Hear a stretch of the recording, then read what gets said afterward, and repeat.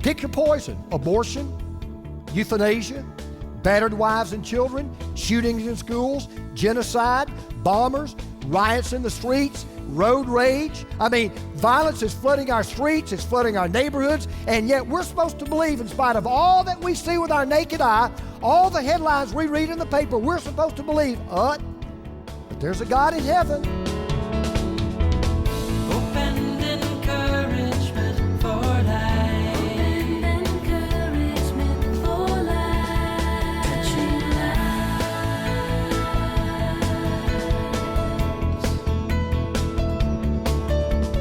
You probably tell our team's done a great job on the set. We're calling this series On the Ropes, because whenever a boxer or a wrestler is on the ropes, it means they're in big trouble. Their strength is waning. They might lose the match. And if you've walked in today and you've ever at some point in your life struggled with your faith or struggled with God, or maybe you walked in and you're really having a hard time that God really cares, that God's even listening, that God's even involved. If you're even wondering, really, is God really even good? This book's for you. This series is for you.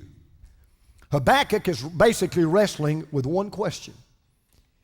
And you're going to find it's a question that caused him sleepless nights, loss of appetite, unbelievable depression, deep discouragement. Because Habakkuk is looking at a world that is literally collapsing around him. It's a world unbelievably like the one we're living in right now, where it seems like everything not nailed down is coming apart. It seems like the bad guys win a lot more than the good guys. It seems like the naughty and the nasty seems to get victory over the neat and the nice. And he's wrestling with this one question, and it's literally tearing his guts out. And here's the question he's wrestling with. If God is good and God is in control, why is the world the way it is? And as we begin this incredible journey with a great man who encountered a great question and won a great struggle 2,500 years ago, here's the key thing that we're going to learn this morning. This is what I want you to take out the door and you walk out the door. When we don't understand what God is doing, we need to remember who God is. When we don't understand what God is doing, we need to remember who God is. Now, there's a lot to learn on how to deal with doubt. How do you handle those fist-shaking moments that come into your life? And we're going to learn from the first few words how to begin to win your match with God. Now, he just gives us two things to do as we start off on this message. So I'm going to give you a break. Usually I give you 3 or 4. I'm going to give you 2 today, all right? So you're here this morning and you say, man, I need to hear this. Can I be honest with you? I'm ticked off at God. I am royally ticked off at God. I am mad at God. I'm bitter at God. I'm upset with God. I asked God to come through and He didn't. I asked God to do something He didn't. I prayed and I don't feel like God heard my prayer. You're doggone right. I am royally ticked off at God. Let me tell you the first thing then you need to do. Ready? Write this down. Honestly confront God. Just honestly confront God. Now listen to what Habakkuk does in verse 1. The oracle that Habakkuk the prophet received. How long, O Lord, must I call for help, but you do not listen? This is what's really upsetting him.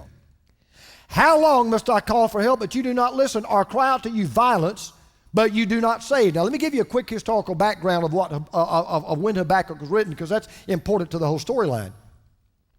The 2 greatest kings that Israel ever had, somebody tell me, who were they? Who were the 2 greatest kings Israel ever had? David and Solomon. All right, the 2 greatest kings Israel had was David and Solomon. It was under their reign that Israel became the world's #1 superpower. As a matter of fact, they were so right with God and God was so right with them, they were literally invincible. They conquered everybody and everything. I mean, the money was rolling in.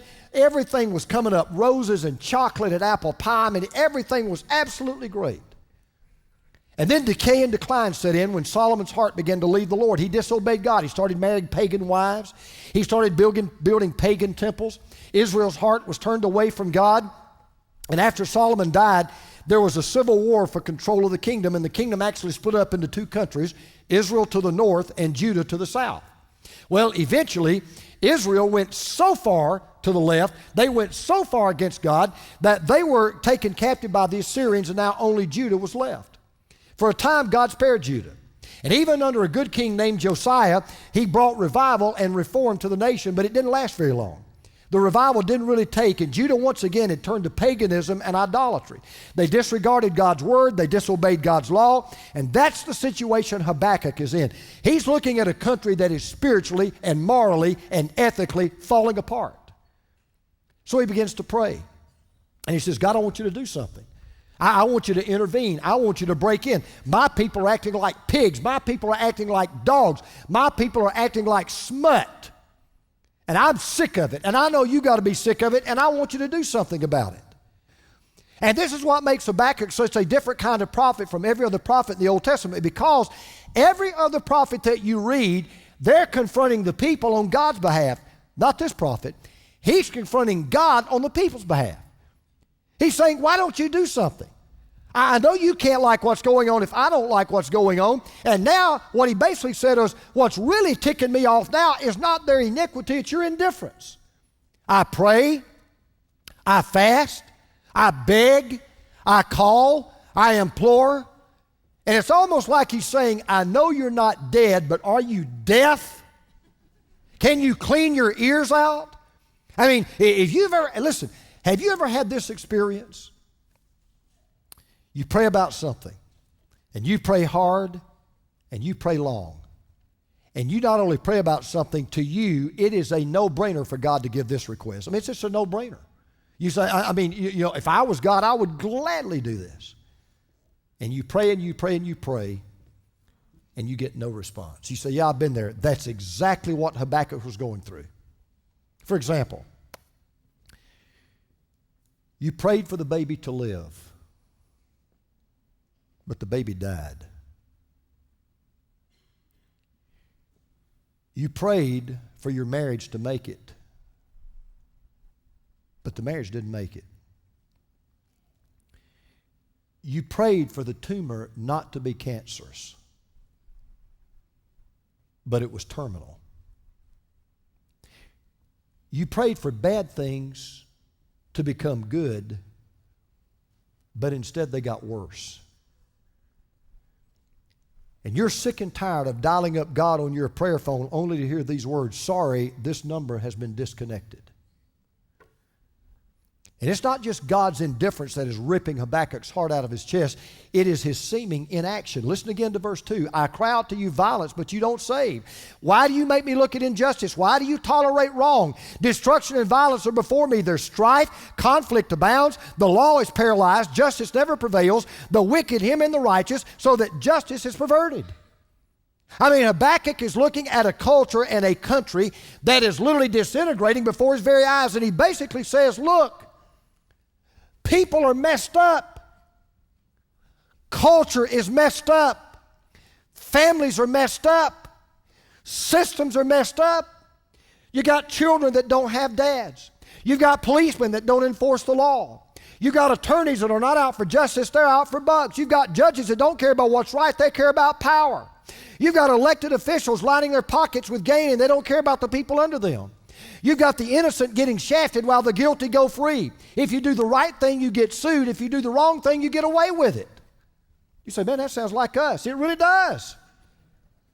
Matter of fact, you'll notice he uses the word violence twice. And would anybody disagree with me that we're living in an increasingly violent society and an increasingly violent world, an increasingly violent nation? Pick your poison. Abortion, euthanasia, battered wives and children, shootings in schools, genocide, bombers, riots in the streets, road rage. I mean, violence is flooding our streets, it's flooding our neighborhoods, and yet we're supposed to believe, in spite of all that we see with our naked eye, all the headlines we read in the paper, we're supposed to believe, but there's a God in heaven, and He's good, and He's powerful, and let's just call it what it is. That just doesn't compute. It didn't compute to Habakkuk. And there are times it hasn't computed to me. And there are times it hadn't computed to you. When you hit the wall with God, and you will, you give your faith enough time, your faith will hit the wall. You give your life enough time, you will hit the wall with God. There are going to be times you're going to wrestle with your faith, you're going to wrestle with the God of your faith, you're going to literally be on the ropes.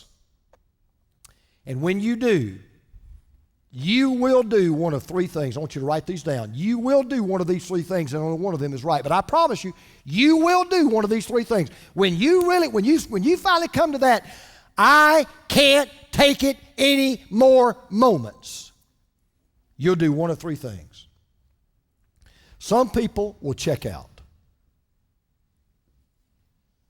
There's a couple right now I know started coming to this church almost 7 years ago. They've hit a real rough spot in their life. They've hit a tough spot in their finances, hit a tough spot in their marriage. The engine of their life is sputtering. It's not hitting on all 8 cylinders. And do you know what they've done? Completely dropped out of church. I've called this man on numerous occasions. I've done everything I know to minister to him, done everything I know to try to get them back. Gone. At the time when they ought to be in church more than they should have ever been in church in their life, they checked out. That's what some of you will be tempted to do. Just check out. And then other people, they'll back out. They'll just walk away from God altogether. They'll say, I knew this God thing didn't work. I knew this wasn't me. I knew this wasn't real. I knew this whole business about God was just religious superstition, because if God is who he says he is, this world would not be the way it is. Now, I just want to tell you right up front, either one of those responses are futile and they're both fatal. And if you take either one of those responses, you will automatically forfeit your match. You say, okay, well, if I don't back out and I don't check out, what's left? Talk it out. Talk it out. See, on the one hand, Habakkuk doesn't hit the panic button and say, well, evidently there's no hope. On the other hand, he doesn't hit the snooze button and say, well, there really isn't a problem. He doesn't pretend with God. He doesn't pout with God. He wrestles with God. He gets in the ring. He puts on the gloves. He says, okay, let's go toe to toe. So let me ask you a question right now. Don't raise your hand, but I'm really interested. Anybody in this room right now, if I were to ask and you were to be honest with me, are you frustrated with God? Are you questioning God this morning? Yeah, I really am. Well, go ahead and question him. He already knows you got questions. And let me just tell you something. Let me defend God here just for a moment. God can handle your questions. God can handle your frustrations. God can handle your doubts. And this is Habakkuk's first prayer. But now we come to God's first answer. Now I want you to write something else down. This is important. God always answers prayer. By the way, newsflash, no is an answer. That'd be a good thing for you, some of you parents, to teach your little kids. No is an answer. So just because God says no doesn't mean he doesn't answer. He always answers prayer. He may not always answer it in the way you would like, and he may answer sometimes in a way you can't even hear it.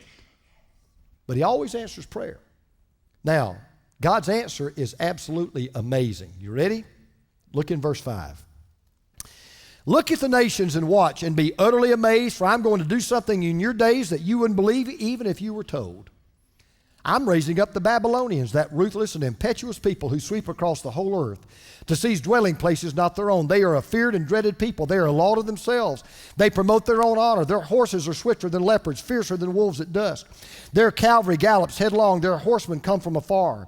They fly like a vulture swooping to devour. They all come bent on violence. Their hordes advance like a desert wind and gather prisoners like sand. They deride kings and scoff at rulers. They laugh at all fortified cities. They build ramps and capture them. Then they sweep past like the wind and go on. Now what's this last statement? Guilty men whose own strength is their God. Now in effect, this is kind of funny. What God says to Habakkuk basically is this. You think things are bad now? Habakkuk, you ain't seen nothing yet. You think this culture is in decay now? You think your nation is in trouble now? Habakkuk, you know what you didn't even know? I've been in the process of answering your prayer for a long time. I just didn't let you know it, and the reason is two. Number one, if I told you what I was going to do and how I was going to answer your prayer, you wouldn't have believed it. And number two, you wouldn't have understood it. Because he says 6 words to Habakkuk that reminds us of the old saying, be careful what you pray for, you might just get it. And here's the 6 words. I am raising up the Babylonians. Now, This is so huge, we got to plant here for a minute, because that doesn't really speak to you, and I know it doesn't, so I'm going to explain why that's bad. That's just bad.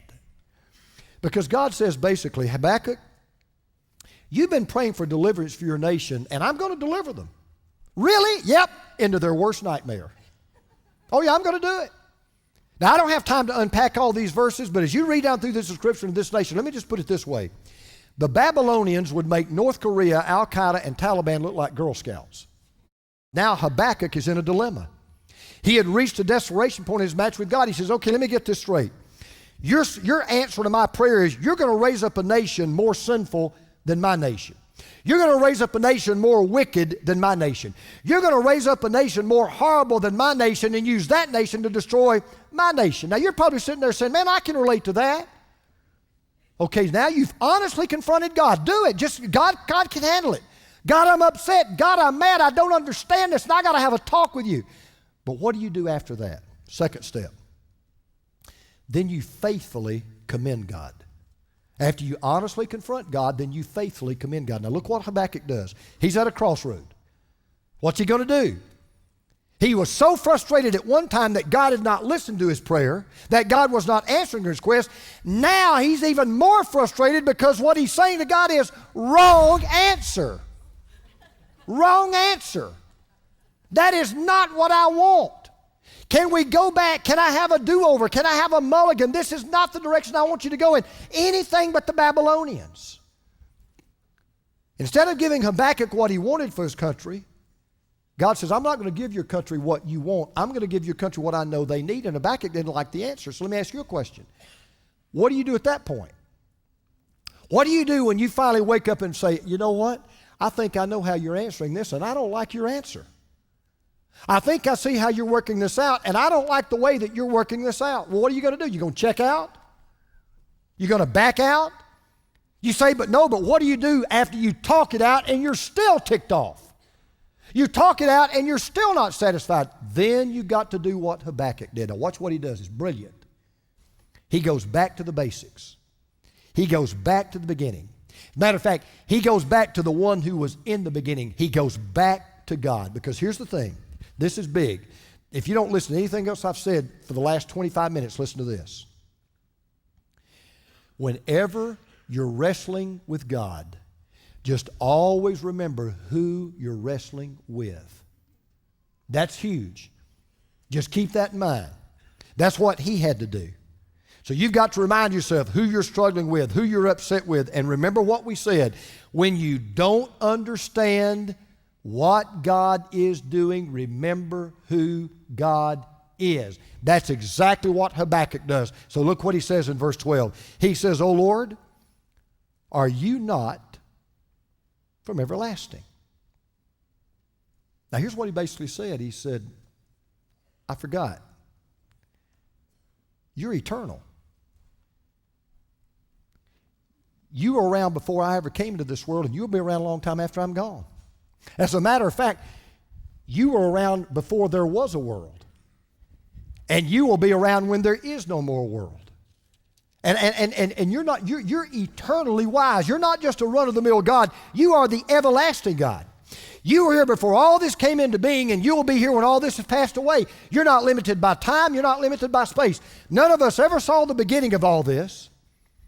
Most of us will never really see the end of all this. God will see them both. And so from eternity past to eternity present to eternity future, God has never made a mistake, and God never will. He says, God, I got to remember, you are from eternity. Then look what he says in verse 12. My God, my Holy One, we will not die. He says, hey God, you're not only the eternal God, you're the holy God. You're the pure God. You are the perfect God. He is a perfectly holy being. So as Habakkuk is arguing with God and asking him in effect, are you really doing the right thing here? He's really reminding himself he's got to be doing the right thing. Evidently, this is the best way to handle this because he is perfectly holy. Because if God ever did wrong, he wouldn't be holy. And if God was not holy, he would no longer be God. And even God cannot compromise his own holiness. So he goes on to say this, verse 12. O Lord, you have appointed them to execute judgment. O rock, you have ordained them to punish. In other words, what he's saying is, God, you're not just eternally God. You're not just holy God. You're sovereign God. You're in control. The Babylonians think they're raising themselves up. They're not raising themselves up. You are raising them up. You're controlling history. You're controlling destiny. You control the world and everything and everyone that's in it. And even though Babylonians thought it was all because of their power, God raised them up. And more than that, though they didn't know it, God was saying, I'm going to raise you up, but I'm going to use you for my purpose. And I'm going to use you for my plan. And so for at least a moment, it kind of all comes together for Habakkuk. Because Habakkuk is in the same position some of you are in right now, sitting here listening to this message. I don't understand what God's up to in my life. I just don't get it. And based on what I'm seeing, I just can't believe this is the way that God is choosing to work in my life. But Habakkuk finally got it. He says, look, if God is eternally wise, he has a plan. And if God has a plan, that plan will work. And that plan will work for what is best for me, and that plan will work for his glory. Because if God is perfectly holy, then whatever the outcome of my situation, it cannot be evil, it has to be good. It cannot possibly be the wrong thing, it has to be the right thing. If God is sovereign and God is all-powerful, what is happening is not by chance, it's not bad luck. God is in control, he knows what he's doing, he knows why he's doing it, he knows how he's doing it, and if I were God, now I get it, I'd do exactly the same thing. And that's when you start putting it all in perspective. So, I want you to write down 3 things. We'll finish. Number 1, when I don't think God is listening, he is. You think he's deaf, you think he's asleep, you think he doesn't care. He's not, he does. When I don't think God is listening, he is. Number 2, when I don't think God has a plan, he does. There's no renegade molecule out there on its own in the universe. Everything's going according to plan. Everything's on his perfect time. Nothing's out of whack. Every puzzle's fitting. Every piece of the puzzle's fitting. And number 3, when I think things are out of control, they're not. They're not. And when your faith is on the ropes and you're wrestling with God and things just don't make sense and you can't believe that God is involved in the way things are turning out in your life, and you ask yourself this question, why did this happen to me? Why this disaster? Why this tragedy? Why this difficulty? You just remember something. Sometimes it may be because God is trying to miraculously deliver you. Sometimes it may be that God is correctingly punishing you. Sometimes it may be that God's trying to drive you to your knees and bring repentance to you and get you to pray to him. Sometimes it may be to teach you patience. Sometimes it may be to develop your character. Sometimes it may be to get your eyes off of earth and get your eyes on eternity. Sometimes it may be for all of the above, but the point is there's always a reason, always, and God has it. You may not understand it, you may not get it, you don't have to. And so this is what I want to wrap up with. So you're sitting there right now and you're saying, I'm still not buying it. You're telling me that God is all good and you're telling me that God is all powerful. And yet this world is in the unbelievable scumbag mess that it's in, and you expect me to hold those 2 things together? Then I just want to draw one last piece of evidence and I'm done. If you're still not convinced that God can take the greatest evil and turn it into the greatest good, if you're still not convinced that God can take the greatest injustice to bring about the greatest justice, then I want to remind you of something that if only Habakkuk could have seen, maybe he could have reduced his book down to a single verse. And that is the cross of Jesus Christ. Because I want to take you back to when Jesus was hanging on that cross, stark naked, with his own urine and his own feces dropping to the ground, in the most excruciating, agonizing, humiliating position a human being could ever be in. And his mother was standing there, and Mary was standing there, Magdalene was standing there, And a couple of disciples were standing there. And they were shaking their fist in the face of God. What are you doing? Why are you letting this happen? You could have stopped this. This man's never done one thing wrong to anybody. He had us convinced he was the Messiah. We even heard you say yourself, "This is my beloved Son in whom I am well pleased." And you give him this? You give us this? We gave 3 years of our lives. We walked away from our business. We walked away from our family. We walked away from our friends for this. That's the best you can do? And they went back to their homes that night, and they got in bed that night asking 2 questions. Why does God? And why doesn't God? And their faith was on the ropes. And it was on the ropes Friday night. And it was on the ropes all day Saturday. And it was on the ropes Saturday night until Sunday morning.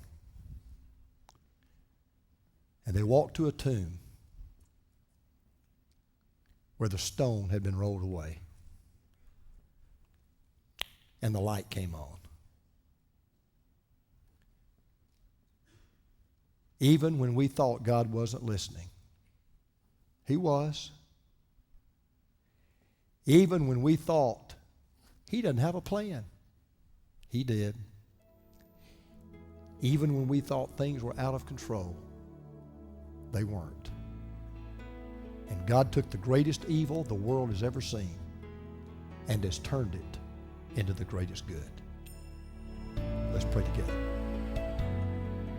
Jesus said, "I am the way, the truth, and the life. No one comes to the Father but through me." We may condone, He will condemn. We may contradict, He will confirm. Need some gentle persuasion? Here's our number. Whosoever calls upon the name of the Lord shall be saved. And in that, we can be confident.